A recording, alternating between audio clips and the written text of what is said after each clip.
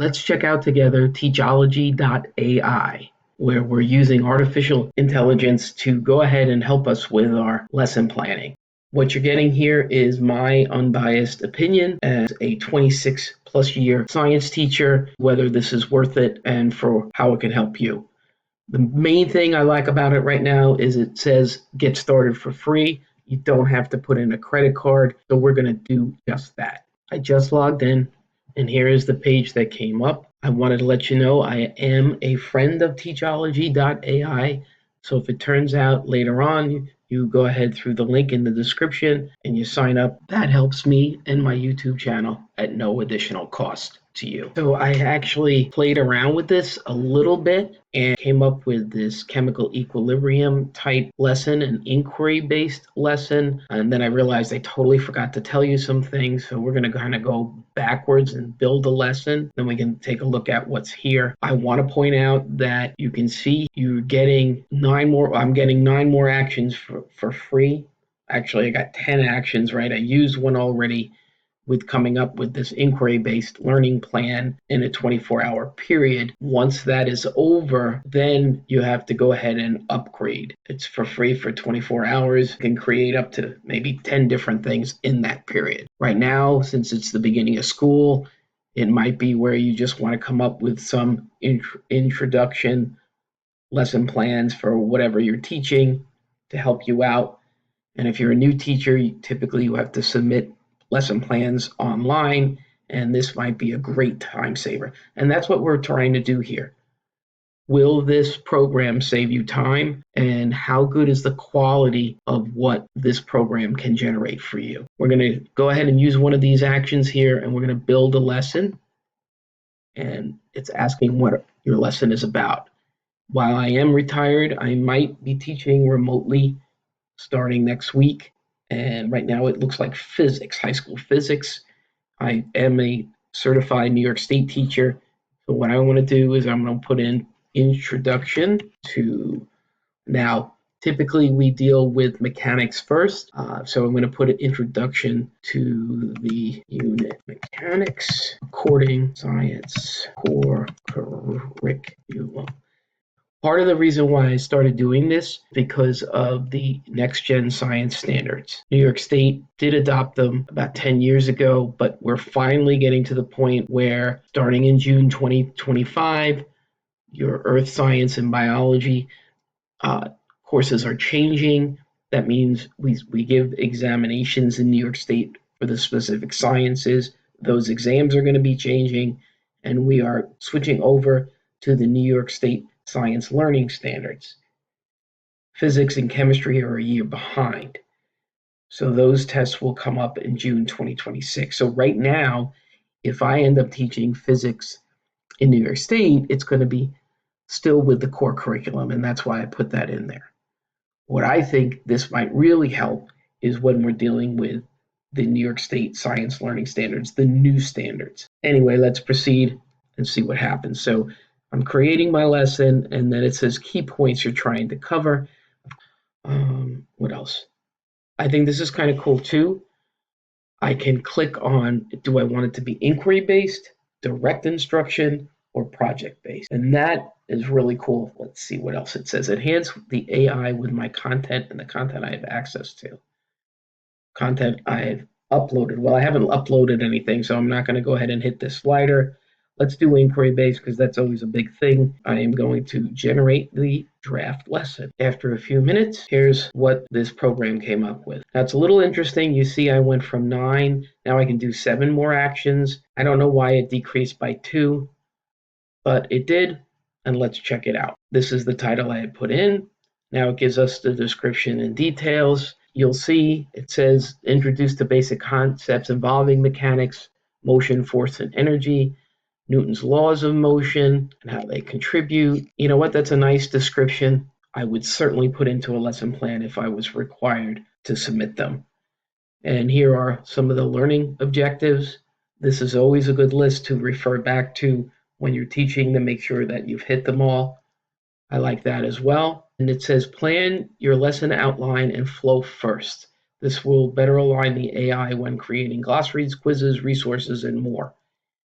All right, so now they're giving us a choice here when we're discovering scalars and vectors. These are suggestions. Small group activity, maybe, let's see, discuss and note down examples of force encountered in their daily life, guiding questions, and then the last one here, exploring Newton's law of motion. Now, it doesn't give us too much information here, but I see down this button says expand on this more. Let's do that. And after maybe about 30 seconds or so, this is the description that we're given. Provide objects of different shapes and sizes. Ask students to predict and discuss what will happen when these are pushed or pulled. We're dividing them again into small groups, and they're going to take turns and share predictions and observe observations, writing things down, and then talking about the laws of motion. So this is detailed where you could in fact put this in your lesson plan if you're required to do so. And it also is a good description for you to remember what to do during the lesson when you're teaching the students. This is recalling the principles of Newton's laws of motion. Now they're talking here of vehicle mechanics. Again, you're given suggestions. You can click on get more, pick and choose what you'd like and what the outcome of it, what you're looking for, and then vector and scalar quantities. There's a lot in this lesson. I had put in application of vectors and scalars, which was really one lesson in itself. Each one of these could be a separate lesson. And then here's some ideas as far as a journal, peer discussion, and mapping. All, I think, really good, solid ideas, gives you skills that are associated with it. And if you want to go ahead and save changes or not, let's do that. I'll look at the end. I can generate a quiz. I can embed resources such as videos if I need to explore as far as, we're always shooting for higher level thinking, all those kinds of things. I can tell already just by clicking on a few buttons, I'm definitely getting more here as far as a lesson plan than I ever would on something like ChatGPT. ChatGPT does serve a purpose, but it's going to be bare bones and you're going to have to keep digging, digging, and digging. This looks like somebody really put some work into this, and we might really get something out of it, which is pretty cool. Now, building assessments, let's click on that. We would go ahead maybe for a test or a quiz. Let's just click on it. So I just typed in, do you know the difference between scalar and vector quantity, inquiry-based, direct, or project? Let's do direct instruction this time, and let's generate. Let me click out of this. I went in and out of build assessments, and here's the assessment I was trying to ask it to do. Let's click on it. Okay, here it is. The task the students would have. Task 1, identification. Review a given set of quantities in the table provided, determine whether they are scalar or vector, and then place your answer next to it. And then mathematical operations.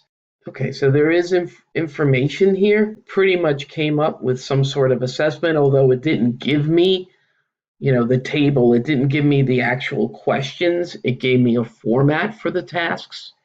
So I do have that, and I could edit it, I guess, and print it out, or you can see over here on the left, export it.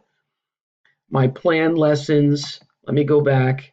The first one I was playing around with before I recorded it was one on chemical equilibrium, and now here's the second one that you saw on scalars and vectors with mechanics. Plan lessons, build assessments, design units. Let's click on that. All right, so this looks like you're actually building a unit for whatever course that you are working with.